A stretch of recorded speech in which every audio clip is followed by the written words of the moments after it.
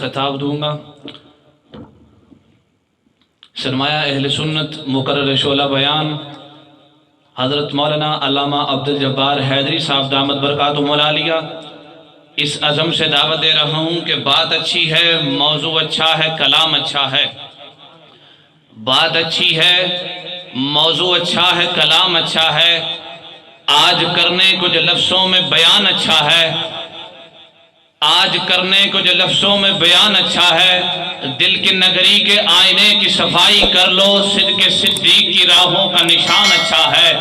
اور جس نے بھی میرے آقا کی زیارت کی ہے وہ بلال کے مقداد کے سلمان اچھا ہے۔ اور کہو منکر اصحاب سے کچھ تو بھی شرم کر، حیدر کا تو یاروں پہ گمان اچھا ہے۔ اور ہر سندھ سے، ہر شہر سے، ہر دور میں لوگوں قرآن ضامن ہے، صحابہ کا ایمان اچھا ہے۔ میرے آقا پہ جو پہنچے وہ سلام اچھا ہے، جو ہو جس میں نام محمد وہ کلام اچھا ہے۔ میرے آقا پہ جو پہنچے وہ کلام اچھا ہے، ہو جس میں وہ نام محمد وہ کلام اچھا ہے۔ شوکت کسر و کسرا کو ہم کیا سمجھے، بادشاہوں سے محمد کا غلام اچھا ہے۔ ان کی آمد سے قبل ہاتھوں کو اٹھا کر اللہ کی کبریائی کا اعلان کر دے، نعرہ تکبیر، نعرہ تکبیر۔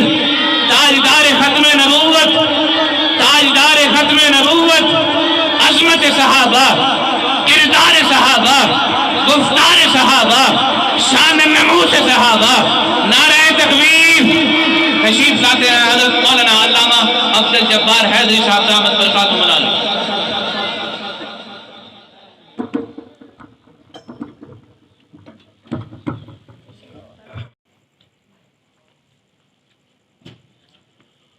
الحمدللہ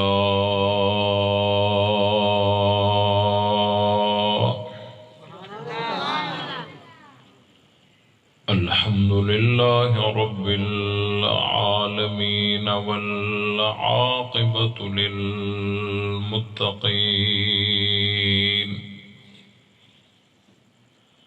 والصلاة والسلام على سید الانبیاء والمرسلین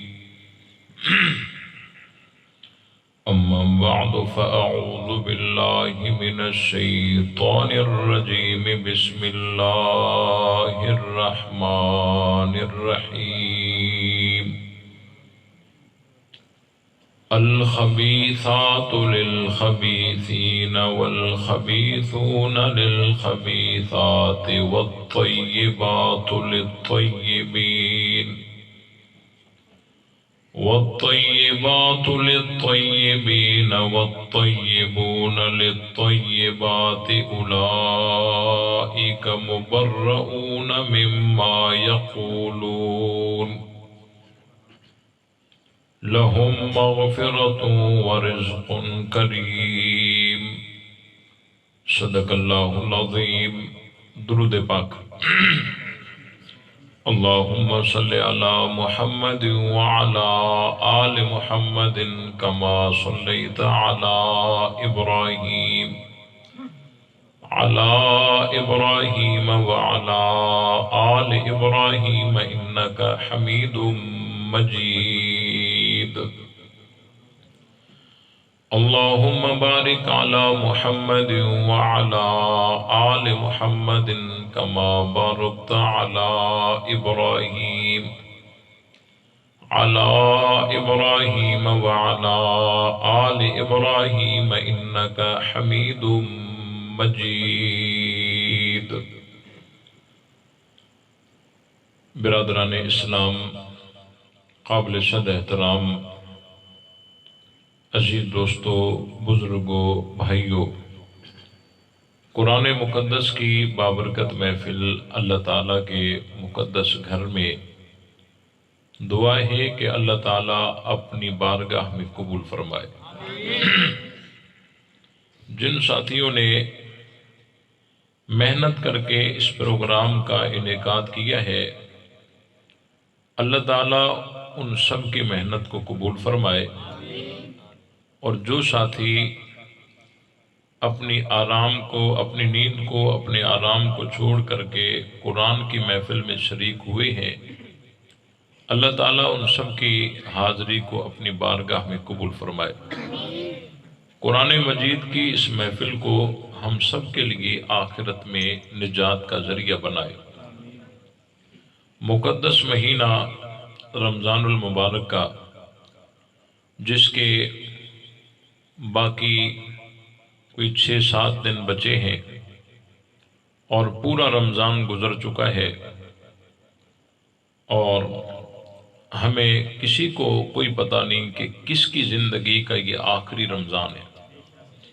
اس لیے یہ راتیں جاگنے کی راتیں ہیں، اللہ تعالیٰ کو منانے کی راتیں ہیں، اللہ تعالیٰ کو راضی کرنے کی راتیں ہیں۔ ان راتوں میں کوئی کس محفل میں مصروف ہوگا، کوئی کس محفل میں مصروف ہوگا۔ کتنے خوش نصیب ہیں وہ لوگ جو ان راتوں میں اللہ تعالیٰ کے گھر میں قرآن کی محفل میں مصروف ہیں۔ تو آپ کا یہاں آنا یہ مبارک ہے، اور اس کو غنیمت جانیے۔ قرآن کی محفل میں بیٹھ کر کوئی آدمی ایک آیت بھی توجہ سے بیٹھ کر اگر سمجھے گا، پوری رات تہجد پڑھنے سے زیادہ ثواب ہے۔ اس لیے رمضان المبارک میں رمضان کی جو فضیلت ہے، روزے کی فضیلت، تراویح کی فضیلت، سحری اور افطار کی فضیلت، یہ آپ جمعوں میں علماء کرام سے بارہا یقیناً سن چکے ہوں گے۔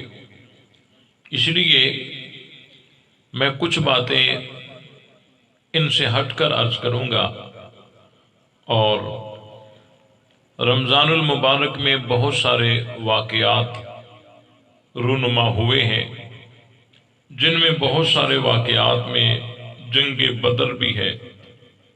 جنگ بدر اسلام کی وہ پہلی فیصلہ کن جنگ ہے کہ جس کو یوم الفرقان کہا گیا، اور اللہ تعالیٰ نے صحابہ کرام کو بغیر ساز و سامان کے ایک قلیل مقدار میں ان کو بڑی کثیر تعداد کے اوپر فقط اپنی نصرت اور اپنی غیبی مدد کے ساتھ غلبہ عطا کیا، اور وہ تاریخ رقم ہو گئی کہ صحابہ کرام کی جو فضیلت قرآن نے بدر کے عنوان پہ بیان کی ہے وہ کمال ہے۔ قرآن اور حدیث میں اصحاب بدر کی بڑی فضیلت آئی ہے، یہ ایک مستقل عنوان ہے۔ 17 رمضان المبارک حضرت عائشہ صدیقہ طیبہ طاہرہ رضی اللہ تعالی عنہا کی وفات ہے، اور 21 رمضان المبارک حضرت علی رضی اللہ تعالی عنہ کی شہادت ہے۔ قرآن مجید میں اللہ تعالیٰ نے فرمایا وَأَزْوَاجُهُ أُمَّهَاتُهُمْ کہ حضور علیہ السلام کی جو بیویاں ہیں یہ مومنین کی مائیں ہیں۔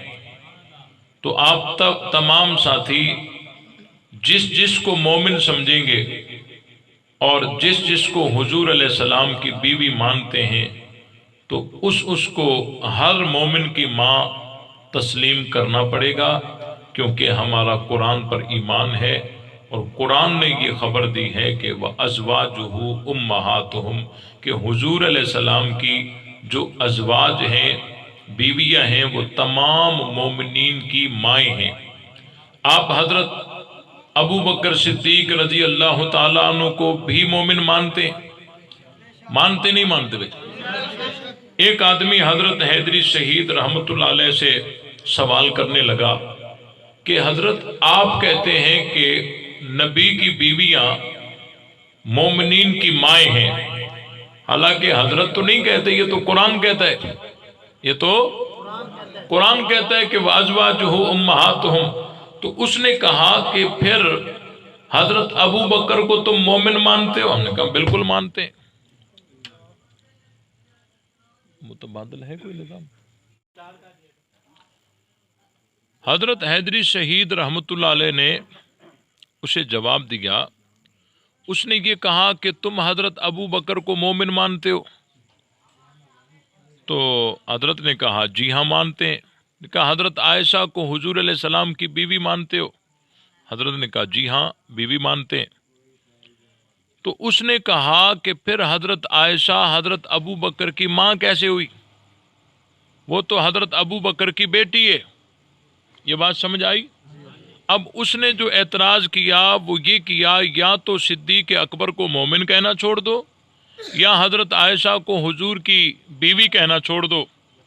لیکن حضرت حیدری شہید رحمۃ اللہ علیہ نے جواب دیتے ہوئے فرمایا کہ تو بتا کہ بہن بھائی کا نکاح کیسے ہوا؟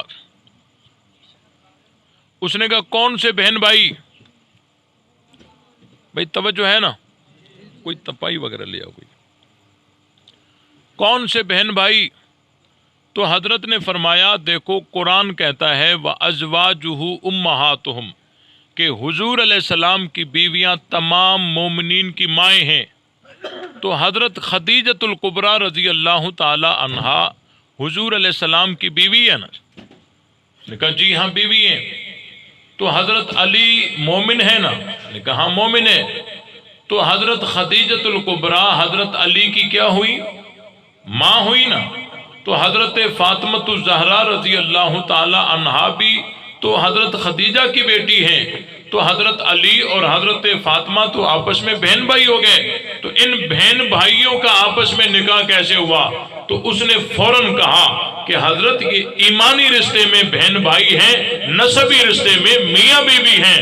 تو حضرت نے کہا کہ حضرت عائشہ نسبی رشتے میں صدیق اکبر کی بیٹی ہے، لیکن ایمانی رشتے میں حضرت عائشہ صدیق اکبر کی بھی ماں ہے۔ یہ بات سمجھ آئی کہ نہیں آئی؟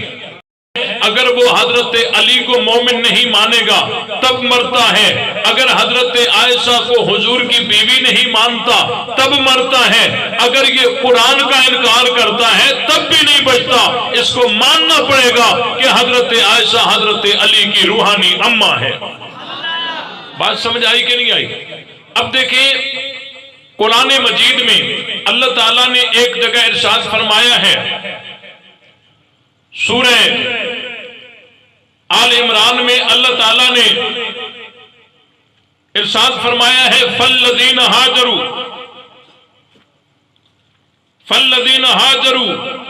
وَأُخْرِجُوا مِن دِيَارِهِمْ وَأُوذُوا فِي سَبِيلِي وَقَاتَلُوا وَقُتِلُوا لَأُكَفِّرَنَّ عَنْهُمْ سَيِّئَاتِهِمْ وَلَأُدْخِلَنَّهُمْ جَنَّاتٍ تَجْرِي مِن تَحْتِهَا الْأَنْهَارُ ثوابا من عند اللہ واللہ عنده حسن الثواب۔ اللہ نے فرمایا فالذین ہاجروا، وہ لوگ جنہوں نے ہجرت کی، وہ لوگ جنہوں نے ہجرت کی۔ اب دیکھیں ہجرت کرنا کوئی آسان کام نہیں ہے۔ ہم ملک میں سفر کرتے ہیں، بہت سارے ایسے علاقے ہوتے ہیں وہاں پانی بھی کڑوا ہوتا ہے، بجلی کی سہولت بھی نہیں ہوتی، گیس کی سہولت بھی نہیں ہوتی، راستے کی سہولت بھی نہیں ہوتی، لیکن وہ علاقے والے اپنے علاقے کو، اپنی بستی کو، اپنے پنڈ کو چھوڑنے کے لیے تیار نہیں ہوتے۔ یہاں پانی بھی مزے کا نہیں، راستے کی سہولت بھی نہیں، بجلی بھی نہیں ہے، گیس بھی نہیں ہے، آپ اپنے علاقے کو چھوڑتے کیوں نہیں؟ وہ کہتے ہیں ہم اس علاقے کو چھوڑ نہیں سکتے۔ ان علاقے والوں کو آپ اسلام آباد بھیج دیں، کراچی بھیج دیں، دبئی بھیج دیں، مہینہ گزرے گا اپنا گھر یاد آئے گا، اپنی بستی یاد آئے گی، کیونکہ ہر انسان کو اب اس کے علاقے کے ساتھ اللہ نے ایک انس اور محبت دی ہے، تو اپنا علاقہ چھوڑنا کوئی آسان نہیں ہے۔ لیکن حضور علیہ السلام کے صحابہ نے نبی پاک صلی اللہ علیہ وسلم کے لیے اپنا علاقہ چھوڑا، برادری چھوڑی، وطن چھوڑا اور اپنا کنبہ قبیلہ چھوڑا، اپنے رشتہ دار چھوڑے، لیکن حضور کو نہیں چھوڑا، اور سب کچھ چھوڑ کر پیغمبر کو نہیں چھوڑا۔ قرآن نے کہا فَالَّذِينَ هَاجَرُوا، وہ لوگ جنہوں نے ہجرت کی۔ اب مہاجرین کی تعداد کتنی ہے؟ مرد عورتیں ملا کر مہاجرین کی تعداد 114 ہے۔ اور آپ کے ذہن میں رہے کہ مہاجرین میں خلفائے راشدین بھی ہیں اور حضرت عائشہ بھی ہیں۔ رضی اللہ تعالی عنہما، حضرت علی بھی مہاجرین میں ہیں اور حضرت عائشہ بھی مہاجرین میں ہے، حضرت علی بھی مہاجرین میں ہیں اور حضرت عائشہ بھی مہاجرین میں ہیں، حضرت ابو بکر، حضرت عمر، حضرت عثمان، یہ سارے مہاجرین ہیں۔ اب اللہ نے جو خبر دی ہے وہ کیا دی ہے؟ فالذین ہاجروا، وہ لوگ جنہوں نے ہجرت کی، وَأُخْرِجُوا مِن دِيَارِهِمْ، اور اپنے گھروں سے نکالے گئے۔ اب تھوڑا غور کرو کہ جب اللہ نے ہاجروا کہہ دیا تو وَأُخْرِجُوا مِن دِيَارِهِمْ کہنے کی ضرورت تو نہیں تھی کہ جو ہجرت کر گئے بھئی گھروں سے نکالے گئے تبھی تو ہجرت کی نا انہوں نے، تو اللہ تعالیٰ نے یہ دوبارہ بیان کیا وَأُخْرِجُوا مِن دِيَارِهِمْ۔ اب بظاہر اس کے لانے کی کوئی ضرورت نہیں تھی، ہجرت جب ہو گئی، گھر چھوڑا تو ہجرت ہوئی نا، تو اللہ نے اس بات کو دوبارہ بیان کیا تاکہ مہاجرین کی مظلومیت خوب واضح ہو جائے۔ اور آگے اللہ تعالیٰ نے فرمایا وَأُوذُوا فِي سَبِيلِي، اور میرے راستے میں ستائے گئے۔ یہ بڑا لطف ہے اس میں، دنیا کے اندر یہ دستور ہے کہ جو عاشق ہوتا ہے، جو محب ہوتا ہے، وہ اپنے محبوب کو کہتا ہے کہ مجھے یہ تکلیف بھی تیری وجہ سے آئی، یہ صدمہ بھی تیری وجہ سے آیا، لیکن محبوب نہیں مانتا، اور جہاں محبوب مان جائے کہ تجھے صدمہ میری وجہ سے آیا تو یہ محب کے لیے عید سے بڑی خوشی ہوتی ہے، بڑا لطف ہوتا ہے۔ تو صحابہ عاشق ہیں اللہ کے، تو اللہ نے خود اقرار کیا وَأُوذُوا فِي سَبِيلِي، ان کو ستم آیا میرے راستے میں، تلواریں لگی میرے راستے میں، علاقہ چھوڑا میرے راستے میں، ستم آئے میرے راستے میں، ان کے یعنی تختے دار پر چڑھ گئے میرے راستے میں۔ یہ صحابہ کی بڑی عظمت اللہ نے بیان فرما دی وَأُوذُوا فِي سَبِيلِي، یہ میرے راستے میں ستائے گئے۔ آگے فرمایا وَقَاتَلُوا وَقُتِلُوا، انہوں نے قتال کیا بھی اور شہید بھی ہوئے۔ آگے اللہ کا فیصلہ سنیے، اللہ نے فرمایا لَأُكَفِّرَنَّ عَنْهُمْ سَيِّئَاتِهِمْ، سنو البتہ ضرور بضرور ان کے گناہوں کو مٹا دوں گا۔ یہ کون کہہ رہا ہے؟ بولو، یہ کون کہہ رہا ہے؟ اللہ کہہ رہا ہے لَأُكَفِّرَنَّ عَنْهُمْ سَيِّئَاتِهِمْ، البتہ ضرور بضرور ان کے گناہوں کو مٹا دوں گا۔ وَلَأُدْخِلَنَّهُمْ جَنَّاتٍ تَجْرِي مِن تَحْتِهَا الْأَنْهَارُ، اور البتہ ضرور بضرور ان کو جنت میں داخل کروں گا۔ کتنے وعدے کیے اللہ نے؟ بولو، دو وعدے کیے نا، ایک تو ضرور بضرور ان کے گناہوں کو مٹا دوں گا، اور دوسرا وعدہ کیا ہے؟ ضرور بضرور جنت میں داخل کروں گا۔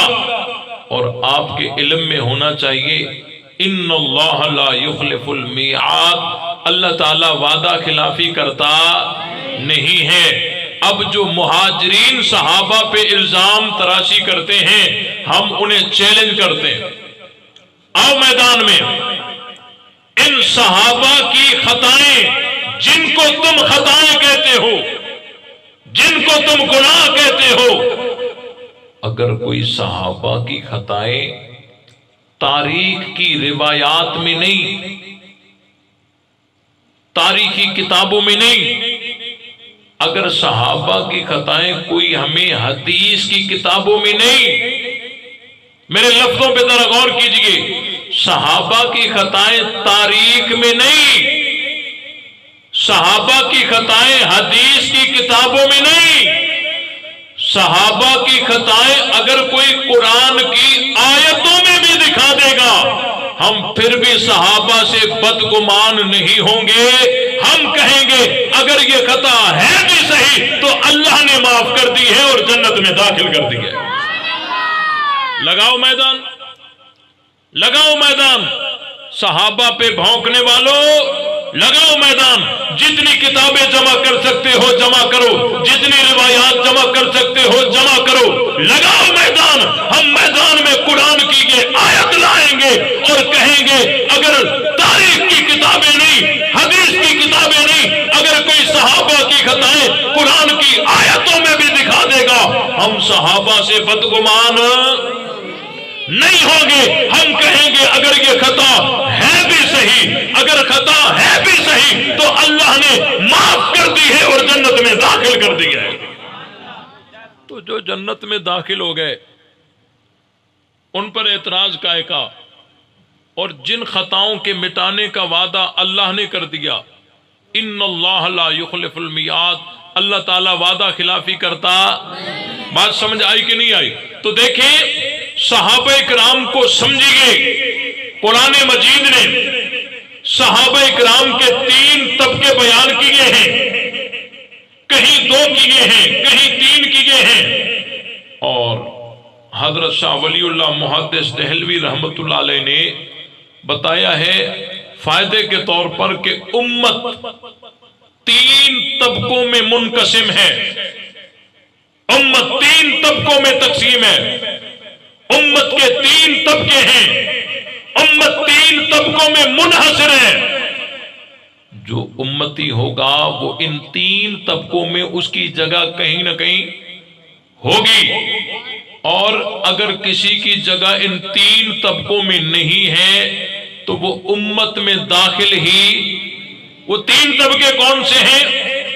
اللہ نے فرمایا للفقراء المہاجرین الذین اخرجوا من دیارہم واموالہم یبتغون فضلا من اللہ ورضوانا وینصرون اللہ ورسولہ اولئک هم الصادقون۔ یہ پہلا طبقہ مہاجرین کا، یہ پہلا طبقہ مہاجرین کا، اور دوسرا طبقہ والذین تبوؤا الدار والایمان من قبلہم یحبون من ہاجر الیہم ولا یجدون فی صدورہم حاجۃ مما اوتوا ویؤثرون علی انفسہم ولو کان بہم خصاصہ ومن یوق شح نفسہ فاولئک هم المفلحون۔ یہ دوسرا طبقہ انصار کا۔ تفصیلات کا وقت نہیں ہے، وگرنہ ایک ایک لفظ پہ میں آپ کو تھوڑی تشریح بتاتا۔ مہاجرین ایک طبقہ، دوسرا طبقہ بولو انصار کا، اور تیسرا طبقہ والذین جاءوا من بعدہم یقولون ربنا اغفر لنا ولاخواننا الذین سبقونا بالایمان ولا تجعل فی قلوبنا غلا للذین آمنوا ربنا انک رؤوف الرحیم۔ اور تیسرا طبقہ جو ہے نا، یہ طبقہ اس میں کچھ صحابہ ہیں اور باقی قیامت تک آنے والے صحابہ کے غلام ہیں۔ یہ تیسرا طبقہ۔ اب تیسرا طبقہ کون سا ہے؟ اللہ نے کہا جو ان کے بعد آئیں گے۔ کن کے بعد؟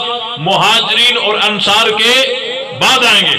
اب ان میں کچھ صحابہ بھی ہیں، کچھ صحابہ بھی ہیں، کیونکہ جب ہجرت ختم ہو گئی تو نصرت ختم ہو گئی، ہجرت ختم ہو گئی تو مہاجر بننا ختم ہو گئے، جب مہاجر بننا ختم ہو گئے تو انصار بننا ختم ہو گئے، لیکن لوگ تو حضور کے ہاتھ پہ کلمہ پڑھ کر اسلام میں داخل ہو رہے تھے۔ اب یہ نہ تو مہاجرین تھے نہ انصار تھے، یہ صحابی تو تھے نا۔ تو یہ کچھ صحابہ ہیں اور قیامت تک آنے والے اہل ایمان ہیں۔ مہاجرین کا دروازہ بند، انصار کا دروازہ بھی۔ اب کوئی مہاجرین بننا چاہے نہیں بن سکتا، انصار بننا چاہے نہیں بن سکتا، لیکن والذین جاءوا من بعدہم، یہ دروازہ کھلا ہوا ہے قیامت تک۔ اب اس کو آخری طبقے کو تھوڑا سمجھنے کی کوشش کیجئے، بہت سارے اعتراضات ختم ہو جائیں گے۔ اللہ تعالیٰ نے فرمایا وہ لوگ جو بعد میں آئیں گے، وہ لوگ جو بعد میں آئیں گے، لیکن کیا کہیں گے؟ توجہ میری طرف رہے۔ آپ کی آنکھوں کی سرخی مجھے بتا رہی ہے آپ تھکے ہوئے ہیں، لیکن یہ قرآن کی محفلیں ہر روز نہیں ہوا کرتی، آپ کی توجہ میری طرف رہے۔ یہ تیسرا طبقہ جو ہے اللہ نے فرمایا یہ بعد میں آئیں گے، یقولون ربنا اغفر لنا، وہ اللہ سے دعا مانگیں گے یا اللہ ہماری خطائیں معاف فرما۔ اور آگے سنیے، اور آگے کہیں گے وَلِإِخْوَانِنَا الَّذِينَ سَبَقُونَا بِالْإِيمَانِ، اور ہم سے پہلے جو ایمان کے ساتھ گزر گئے ان کی خطائیں بھی معاف فرما۔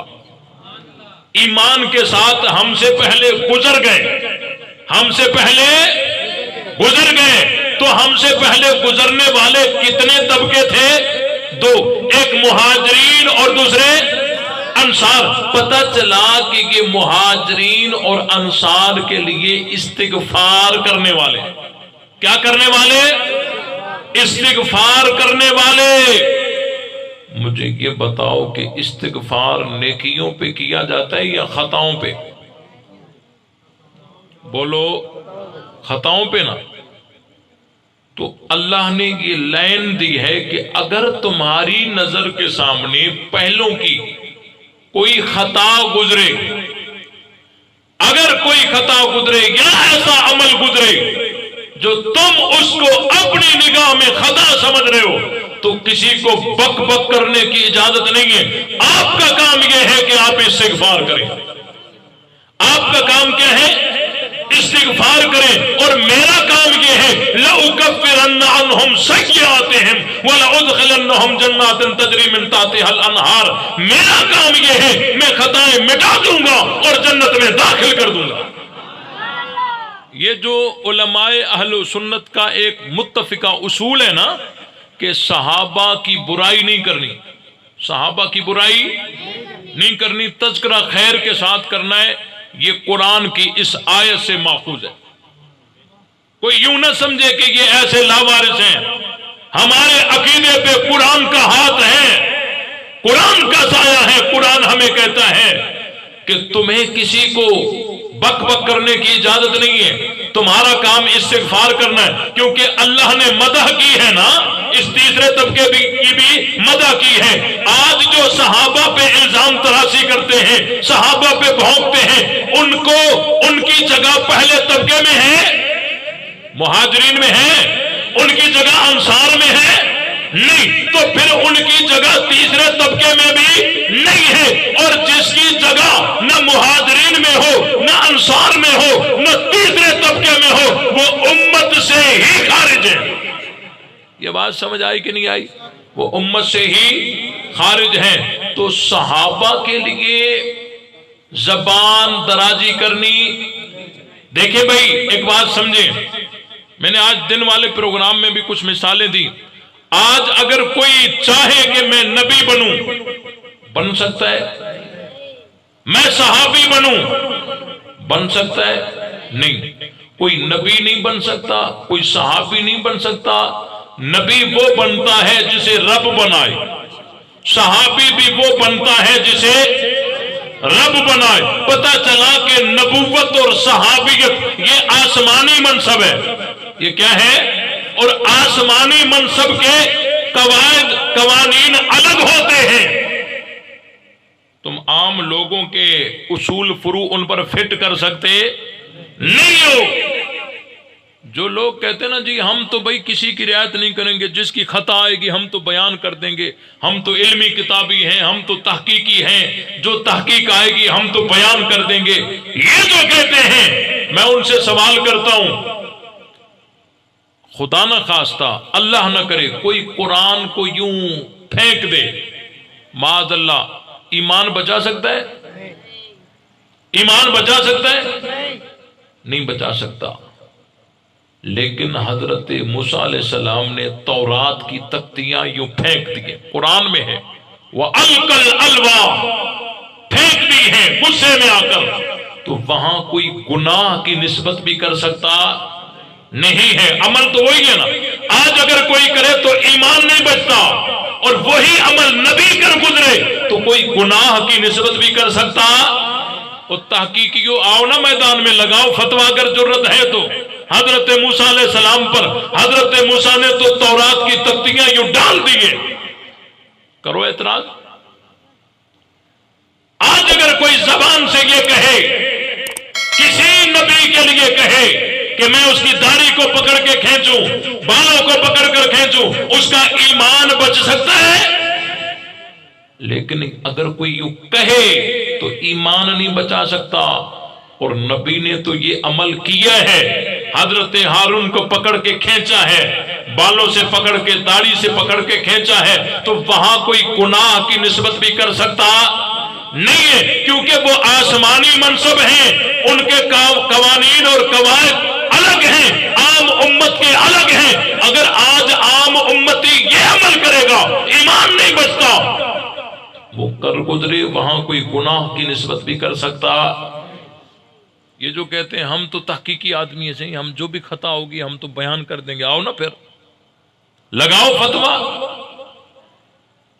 صحابیت اور نبوت ان کے قوانین الگ ہیں، صحابیت اور نبوت کے دشمن بھی مشترک ہیں اور دوست بھی مشترک ہیں، اور اللہ کا رویہ صحابیت اور نبوت کے متعلق مشترک ہے۔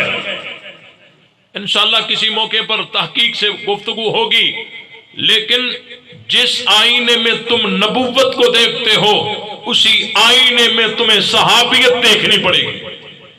صحابیت کو نبوت سے ہٹا کے، اس قانون سے ہٹا کر تم کوئی فیصلہ کر سکتے؟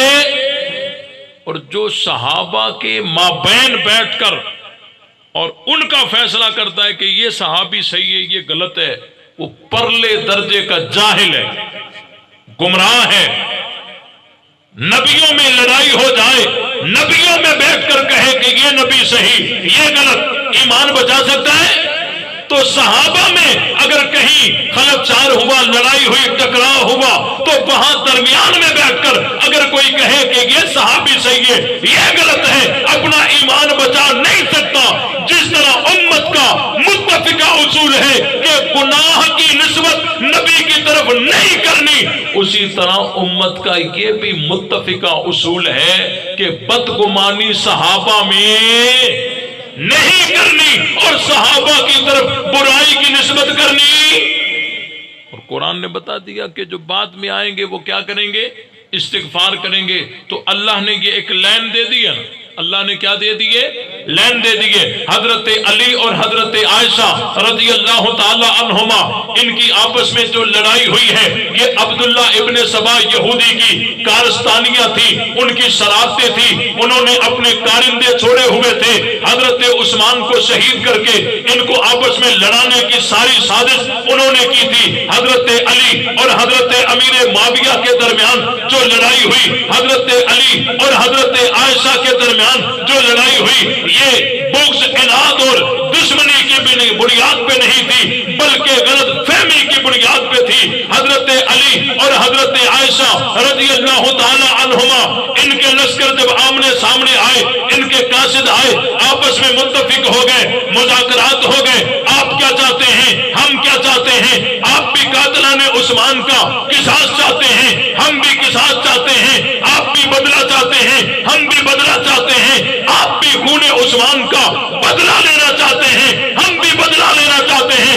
آپس میں اتفاق ہو گیا، تحریر باقی تھی کہ صبح اٹھ کر ہم تحریر کریں گے اور آپس میں مل کر قاتلان عثمان کو ہم انشاءاللہ کیفر کردار تک پہنچائیں گے۔ جب انہوں نے آپس میں یہ طے کر لیا تو جو قاتلان عثمان تھے ان کی تو نیندیں حرام ہو گئی، وہ تو غصے ہوئے تھے نا حضرت علی کے لشکر میں، اس کی تو نیند حرام ہو گئی۔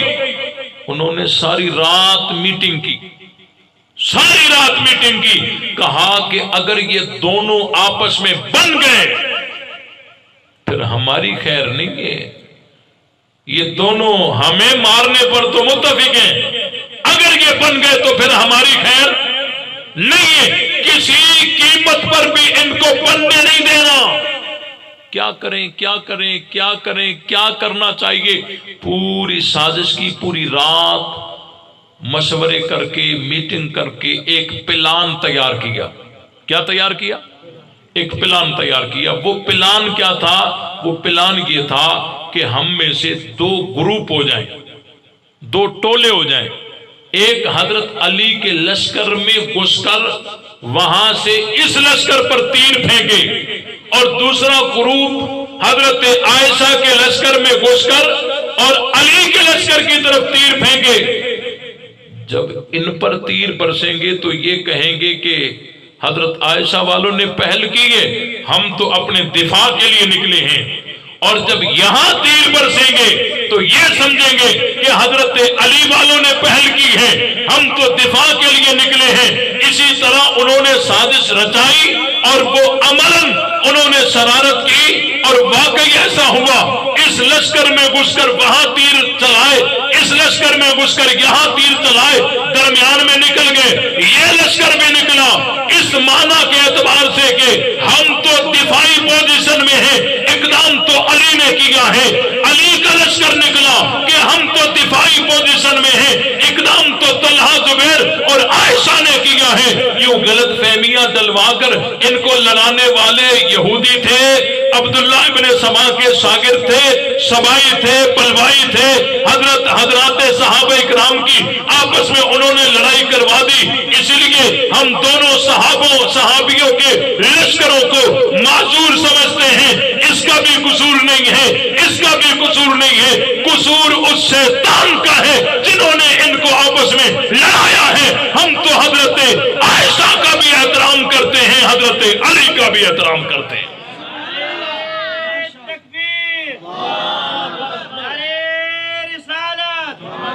بات سمجھ آئی کہ نہیں آئی؟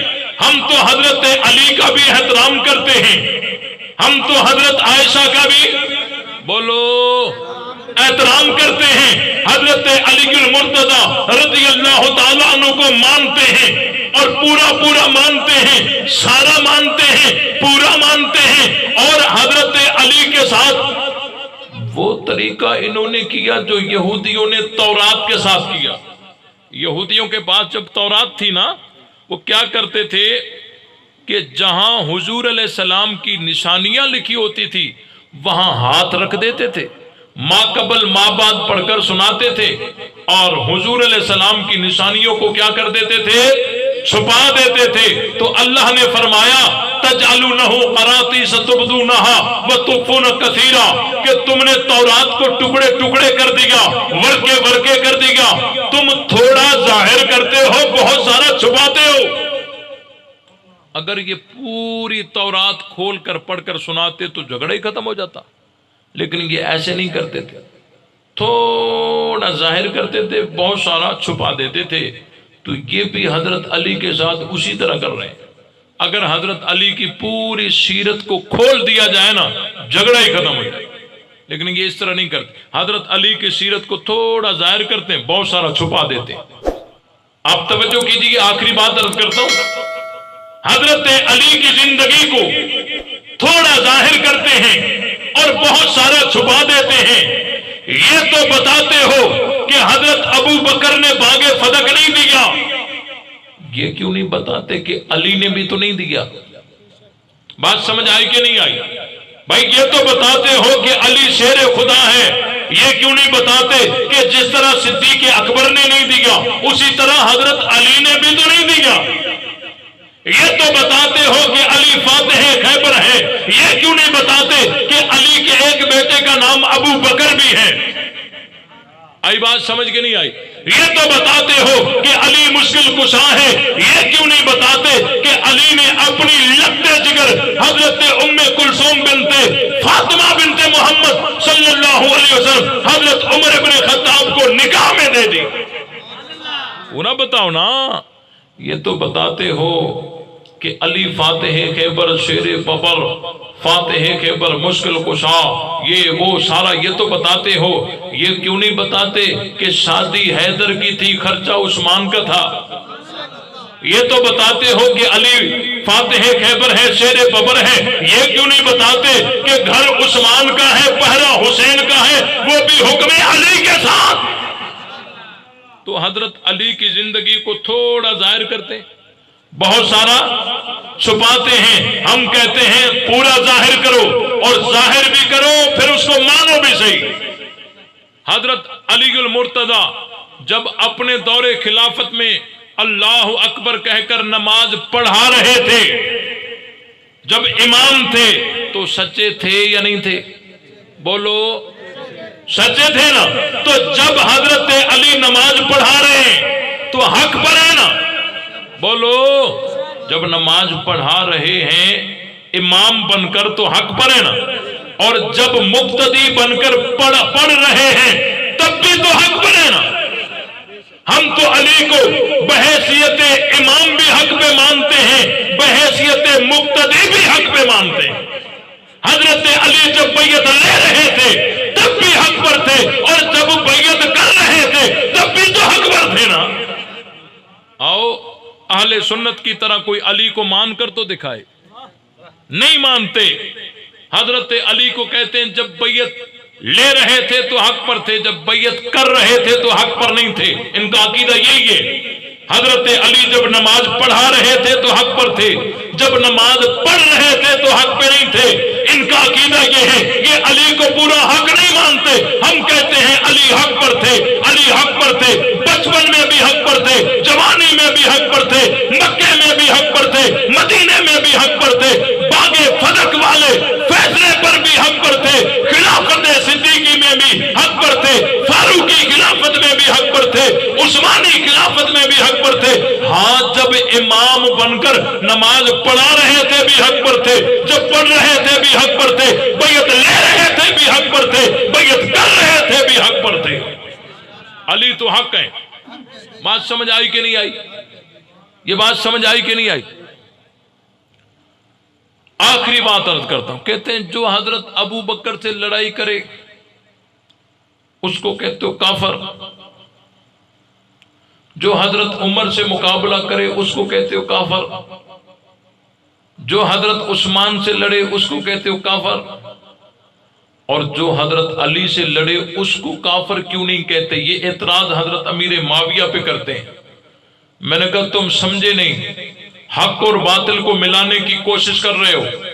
حضرت امیر معاویہ کی لڑائی حضرت علی کے ساتھ اور حضرت علی کی لڑائی حضرت امیر معاویہ کے ساتھ ان وجوہات کی بنا پر نہیں تھی جن وجوہات کی بنا پر حضرت ابو بکر کے مقابلے میں جو مرتدین اور مانعین زکات آئے تھے، حضرت عثمان کے مقابلے میں جو بلوائی آئے تھے وہ اور کیٹاگری کے تھے، یہ اور کیٹاگری کے ہیں. ہم ڈنکے کی چوٹ پہ کہتے ہیں حضرت امیر معاویہ کی لڑائی جن وجوہات کی بنا پر حضرت علی کے ساتھ ہوئی، اگر حضرت امیر معاویہ کی لڑائی انہی وجوہات کی بنا پر صدیق اکبر سے ہوتی تو ہم اس وقت بھی کہتے صدیق و معاویہ بھائی بھائی.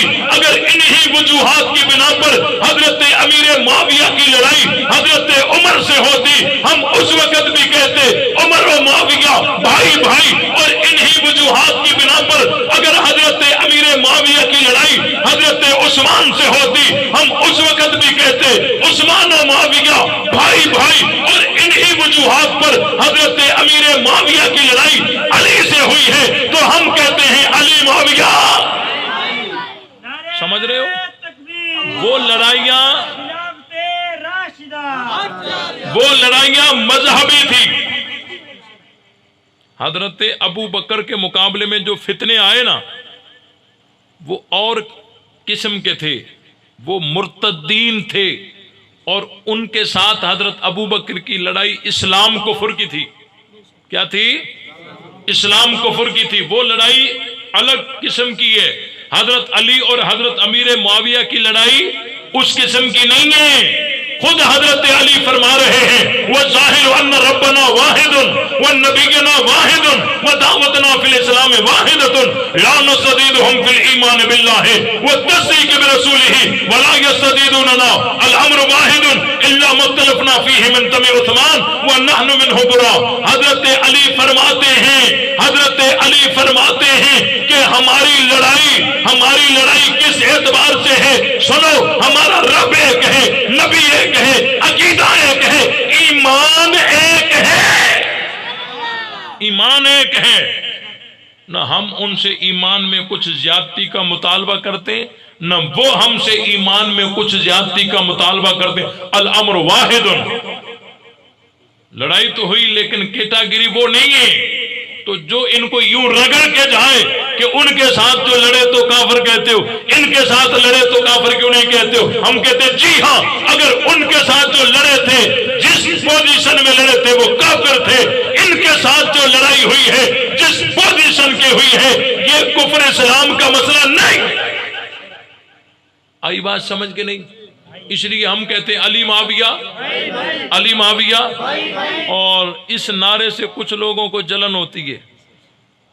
حالانکہ اگر کسی پر لعنت کی جائے نا کہ فلاں پہ لعنت بے شمار، وہ اگلے جو ہیں وہ چڑ جائیں تو بات سمجھ آ جاتی ہے کہ وہ لعنت سے گھبرا گئے۔ لیکن علی معاویہ بھائی بھائی نعرے میں کسی کے اوپر کوئی لعنت ہے، کسی کو کوئی گالم گلوچ ہے، تو اس نعرے سے یہ چڑھتے کیوں ہیں؟ راز کی باتیں بتا دوں، یہ چڑھتے کیوں ہیں؟ یہ چڑھتے اسی لیے ہیں، یہ کہتے ہیں ہمارے باپ دادا نے بڑی محنت کر کے ان کو آپس میں لڑایا، یہ پھر بھائی بھائی۔ بات سمجھ آئی کہ نہیں آئی؟